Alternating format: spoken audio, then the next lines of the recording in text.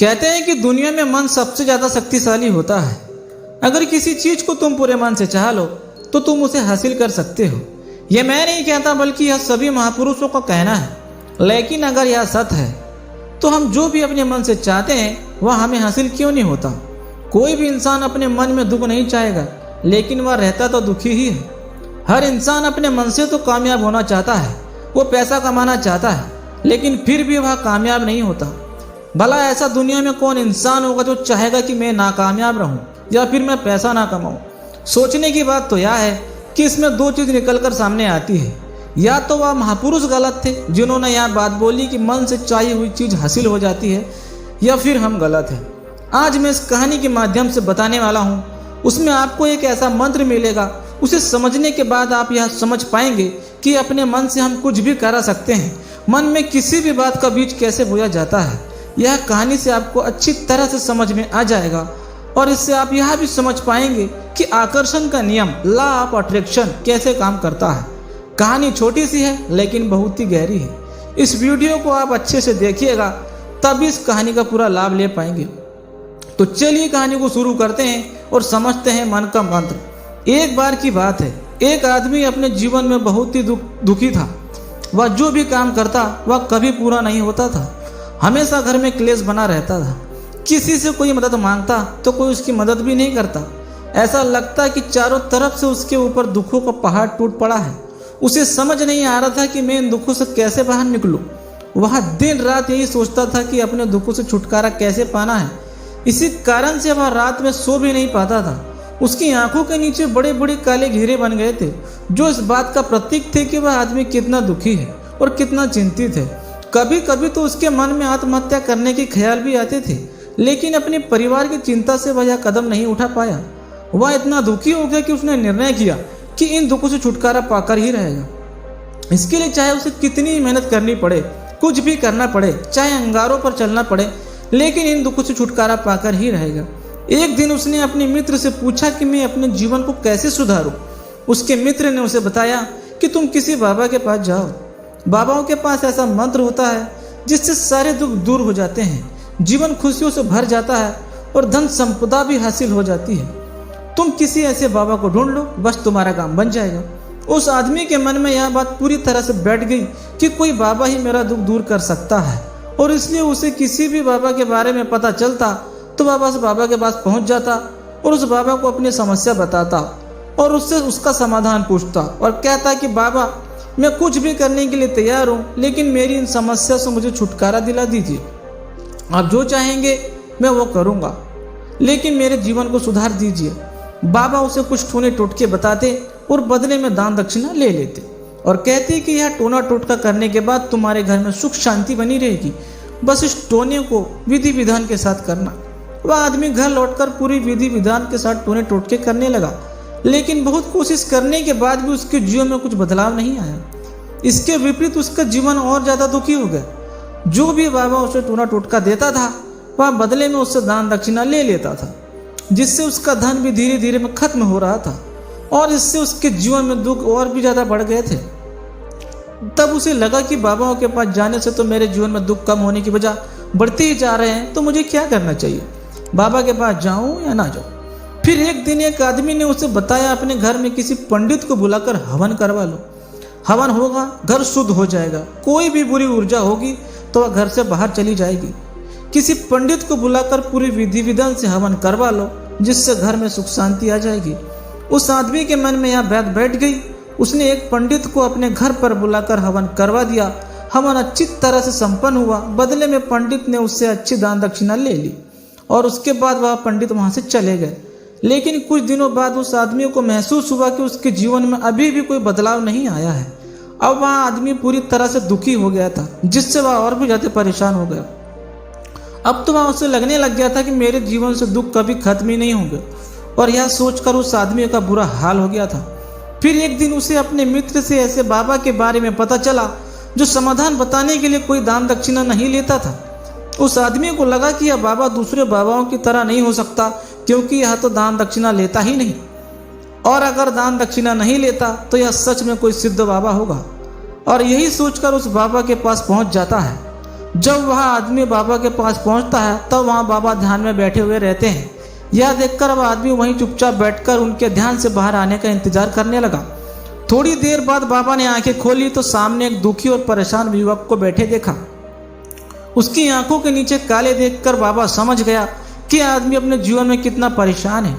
उसे संबोधित करते हुए बाबा ने पूछा, बच्चा क्या चाहते हो? बाबा के पास क्या लेने आए हो?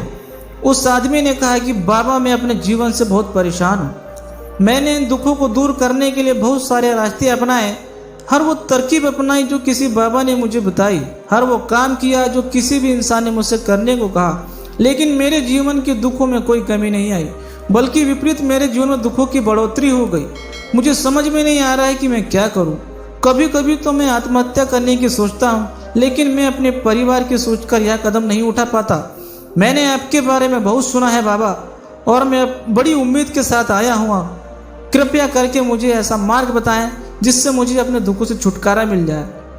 मैं अपने दुखों से छुटकारा पाने के लिए कुछ भी करने को तैयार हूँ। आप मुझे कोई भी रास्ता बताएं, चाहे वह रास्ता कितना ही कठिन क्यों ना हो, मैं उसको पार करके ही रहूँगा। बाबा ने महसूस किया कि आदमी तो सच में बहुत परेशान है। बाबा ने उसकी बात सुनकर कहा कि बच्चा, दुखों को दूर करने के लिए मंत्र ऐसे ही नहीं मिलते, मंत्र पाने के लिए कुछ करना पड़ता है। तुम कुछ कर सकते हो। यह सुनकर तो पहले उस आदमी ने सोचा कि यह बाबा भी मुझसे दान दक्षिणा मांगेंगे, लेकिन और कोई रास्ता ना पाकर उस आदमी ने कहा, बाबा आपको जितना भी दान दक्षिणा चाहिए मैं देने के लिए तैयार हूँ, लेकिन आपका मंत्र सच्चा होना चाहिए, वह पूरा होना चाहिए, उसका फल मुझे मिलना चाहिए।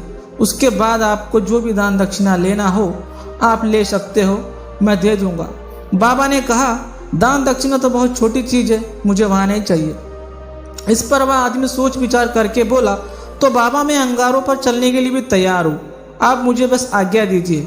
तो बाबा ने कहा कि अंगारों पर चलने वाली तो छोटी बात है, मैं तुमसे यह भी नहीं कराने वाला हूँ। मैं जो भी तुमसे कराने वाला हूँ वह बहुत कठिन मंत्र है, उसे पूरा कर पाओगे? उसने कहा, बाबा आप मुझे बताइए तो सही क्या करना होगा, मैं कुछ भी करने के लिए तैयार हूँ। इस पर बाबा ने उसे कहा कि यहाँ से जब तुम अपने घर जाओ तो रास्ते में अपने मन में यहाँ दोहराते जाना कि मैं सुखी हूँ, मैं सुखी हूँ, बार बार अपने मन में यही दोहराना। और याद रहे, यह जुबान पर नहीं आना चाहिए, यह सिर्फ मन में दोहराना है।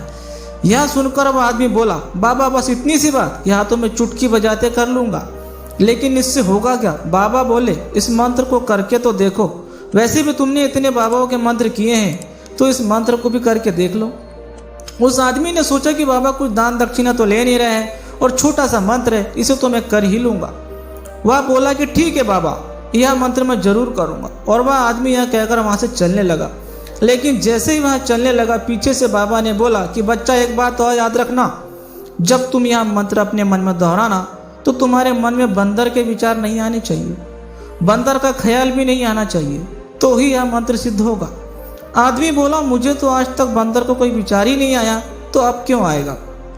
आप चिंता मत करिए बाबा, बस मन में यही दोहराऊंगा कि मैं सुखी हूँ, मैं सुखी हूँ। इसके अलावा बंदर का कोई भी विचार मेरे मन में नहीं आएगा। वह अपने मन में मैं सुखी हूँ, मैं सुखी हूँ या दोहराता हुआ थोड़ी ही दूर चला जाता कि उसके मन में अचानक बंदर का ख्याल आ गया। बंदर का ख्याल एक बार आया और चला भी गया, लेकिन उस आदमी ने सोचा, आज तक तो मुझे बंदर का कोई विचार नहीं आया। और ऐसे करके उसने उस बंदर के विचार को पकड़ लिया और वह यह भूल गया कि मुझे क्या मंत्र दोहराना है, और वह बंदर के बारे में सोचने लगा। जब थोड़ी देर बाद उससे फिर से होश आया तो वह उस मंत्र को फिर से दोहराने लगा जो बाबा ने उसे बताया था कि मैं सुखी हूँ, मैं सुखी हूँ। लेकिन अचानक से उसे एक बंदर दिखाई दिया और यह देखकर फिर से उसके मन में बंदर का विचार उठ गया। और यह देखकर वह इस विचार को बाहर फेंकना चाहता था और वह चाहता था कि मेरे अंदर किसी तरह से बंदर का विचार ना आए, लेकिन उसे तो सामने ही बंदर दिखाई दिया। ऐसे ही करते करते वह घर पहुंच गया और घर पर पहुंचने के बाद अपनी पत्नी को कहा कि हे बंदरिया, मुझे खाने में बंदर परोस दो। और जब उसे एहसास हुआ कि मैंने क्या बोल दिया तो वह अपने बाल नोचने लगा और दीवारों में सर मारने लगा कि आज तक मुझे बंदर का कोई विचार नहीं आया और आज मुझे यह क्या हो गया कि मुझे हर जगह बंदर ही बंदर नजर आ रहे हैं। इन्हीं पेड़ों पर यह बंदर घूम रहे थे, लेकिन तब मुझे बंदर नहीं दिखाई दे रहे थे, तब मेरे ध्यान में सिर्फ दुख थे। इसके बाद बाबा ने उसे बताया कि बच्चा, जिस चीज़ से हम दूर भागना चाहते हैं वह चीज़ हमारे मन में बहुत गहराई से बैठ जाती है और हमारे अंतर मन में समा जाती है। असल में हम जिस चीज़ से छुटकारा पाना चाहते हैं उससे छुटकारा इसलिए पाना चाहते हैं क्योंकि वह हमारे साथ बहुत गहराई से जुड़ी होती है, और हम जितना ही उससे छुटकारा पाना चाहते हैं वह उतनी गहराई से हमारे मन में बैठती चली जाती है और आखिरकार हमारे अंतर मन में छा जाती है। ऊपर से तो हम चाहते हैं सुखी होना कि मैं सुखी हूँ, हमारे होठ भी यही बोलते रहते हैं, लेकिन हमारे मन में दुख समाये होते हैं। हमारे विचारों में हमारे मन में दुख ही दुख दिखाई देते हैं। इसलिए अपनी जुबान से बार बार यह बोलते रहें कि मैं सुखी हूँ, कभी सुखी नहीं हो सकते जब तक यह मंत्र हमारे अंतर मन में प्रविष्ट नहीं होगा। इस पर उस आदमी ने पूछा कि बाबा, लेकिन यह मंत्र हमारे अंतर मन में प्रविष्ट कैसे होगा? यह सुनकर बाबा ने कहा कि बच्चा, अपने दुखों से लड़ना बंद कर दो। जब तक तुम अपने दुखों से दूर करने की सोचते रहोगे तब तक वह दुख तुमसे चिपके रहेंगे, तब तक वह दुख तुम्हारे अंतर मन में अपना राज करते रहेंगे। और जिस दिन तुम उन दुखों के बारे में सोचना ही छोड़ दोगे उस दिन से तुम्हारी जिंदगी से दुख गायब हो जाएंगे। उस व्यक्ति को समझ आ गया था कि सारा दुखों का कारण मन ही है। हम जैसा सोचते हैं वैसे ही बन जाते हैं। दोस्तों, आशा करता हूँ आपको इस वीडियो से बहुत कुछ सीखने को मिला होगा। ऐसे ही ज्ञानवर्धक वीडियो देखने के लिए गुण मानस यूट्यूब चैनल को सब्सक्राइब करें। धन्यवाद।